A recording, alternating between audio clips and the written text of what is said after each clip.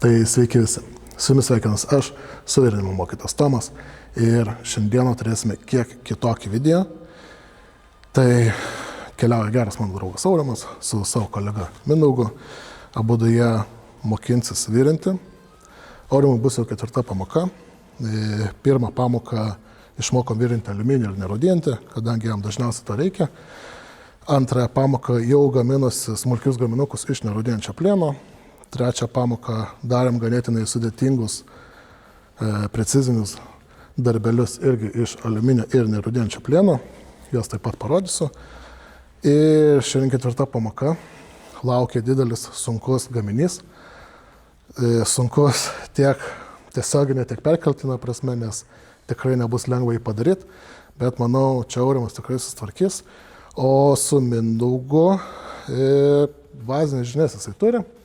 Tai daugiau norės pasikartoti, pasižiūrėti, kaip jam sekasi, kokias klaidas daro, panalizuosim viską ir keliaujam žiūrėti, kaip jam seksis. Ar apsuk? Ne.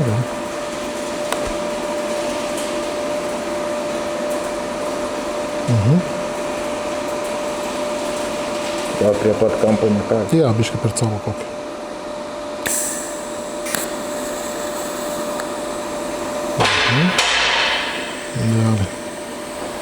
Prieš virinant mūsų gaminį yra labai svarbu jį gerai susitaškuoti. Kodėl? Nes įkaitęs metalas, ypatingai nerūdintis plienas, labai stipriai traukiasi. Tai tam, kad išlaikytume bendrą gaminio formą, išvengtume ateityje deformacijų, yra labai svarbu gerai susitaškuoti mūsų gaminuką prieš patį suvirinimą. O dabar keliaukiam pažiūrėti, kaip sekasi virinti Mindaugui.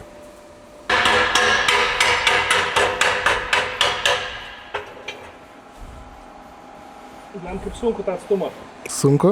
Jo. Aš net čia prisisiekiau galvo vis tiek. Lemba atstumą. Sulė gražiai, lygtais atrodo.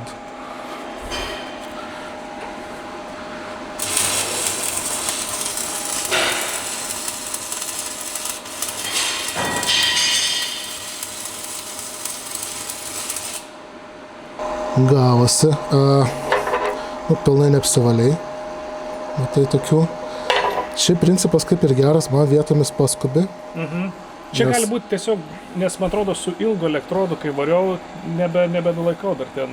Jo, tai tas visas aukštyn žemyn, iš šonų stasimasis, tai jisai, drebėjimas, dar praktikos trūkumas visą kitą. Dabar, ką matau, tai sakau, arba buvo biškį atitraukta elektrodas per daug, arba čiut per greitai. Čia galimai atitraukta, nes daugiau nuo pačios jo. Čia irgi truputėlį daugiau nuo pačios, bet šiaip taip, jo, visai normaliai. Tai ką, pažiūrėjome, kaip sekasi Mindaugui. Viskas kaip ir okei, truputėlį nesiseka su atstumu ir kampu, bet vėlgi, 3 taisyklės, atstumas, kampas, greitis. Jas reikėtų suprasti ir reikėtų atpažinti, kada yra daroma klaida. Ką turiu omeny? Mes mokomės ne iš tada, kai padarom gerai, bet mes mokomės iš savo klaidų. Tai būtent žinojimas šitų 3 taisyklių, jų analizavimas ir padeda mums išmokti. Tai tikrai, jeigu nesigauna, nemeskit, pažiūrėkit, pasianalizuokit, ką blogai padarėt ir viskas. Virinkit toliau ir bandykit jas taisyti tas klaidas. O dabar keliaukime pažiūrėti, kaip sekasi Aurimui su jo ugniakuru.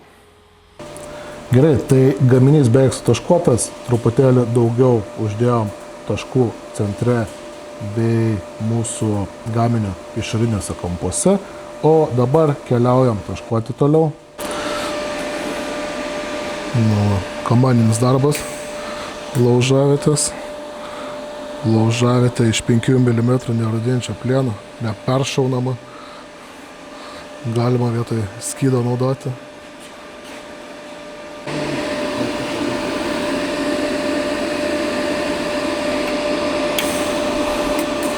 Kapitono Amerikos skydas.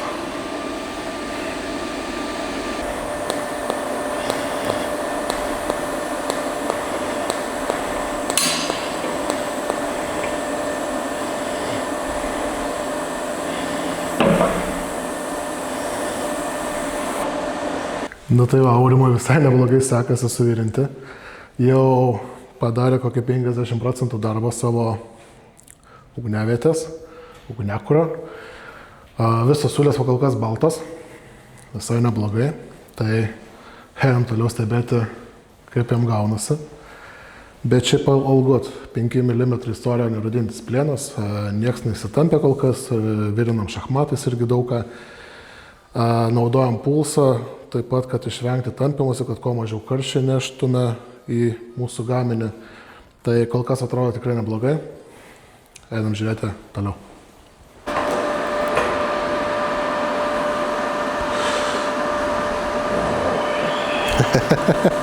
Pavargai? Nu, bet dabaigčiau. Tai aišku, dabaigti.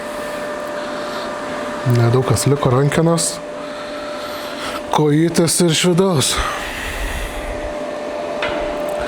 Rankenėlės.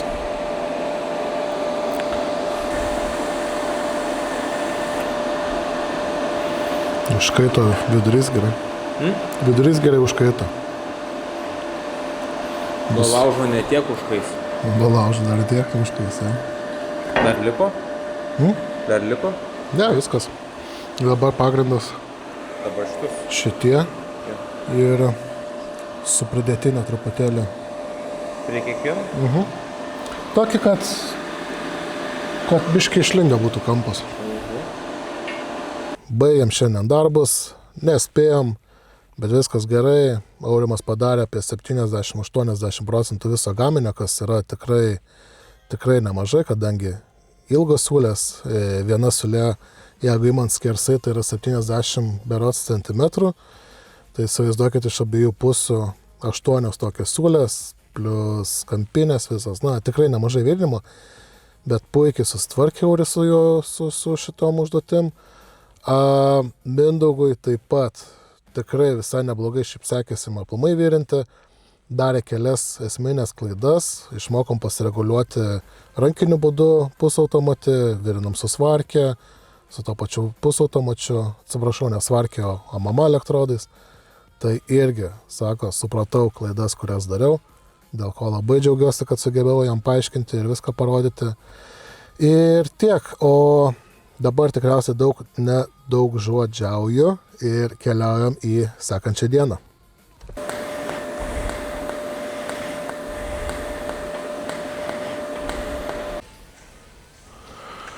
Ugniakuras. Ok, tai mes dabar keliavom rūkšinti mūsų gaminio. Rūkšinsim dėl to, kad turėti tiesiog vienos spalvos gražų nerudinčio plieno gaminuką, kad nuimti tos auksinės spalvos nuo siūlių.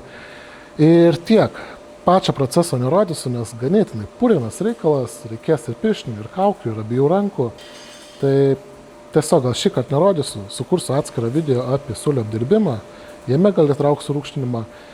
Ir tiek. Tai grįšim jau prie galutinio rezultato, o aš keliauju su Aurimu rūkštinti. Ugniakuras dan. Gražu. 5 pamoka. 5. 6 lėktuvai. 6 įsim lėktuvą jau, variklį virint.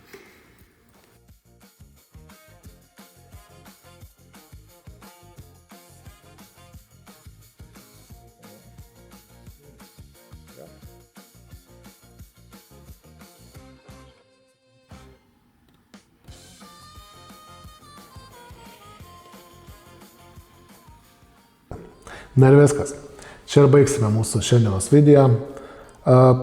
Aurimas užbaigė savo 5 pamoką tikrai labai stipriai su labai geru nerudinčiu plieno gaminiu. Kaip ir minėjau, pats video truputėlį kitokio formato, kadangi norėjau parodyti tą tikrą dirbtų gyvenimą, kaip vyksta suvirimo pamokos. Ir viskas. Tai jeigu kyla klausimų, jeigu turite įžvalgų, rašykit komentaruose, aš kaip visą laiką juos visus atsakau. Palaikinkit šitą video, pasubscribinkit mano kanalą, pasubscribinkit ir Aurimo kanalą, kadangi tikrai daro labai įspūdingas keliones ir manau tikrai verta pažiūrėti jo turinį. Ir iki kitų kartų. Iki.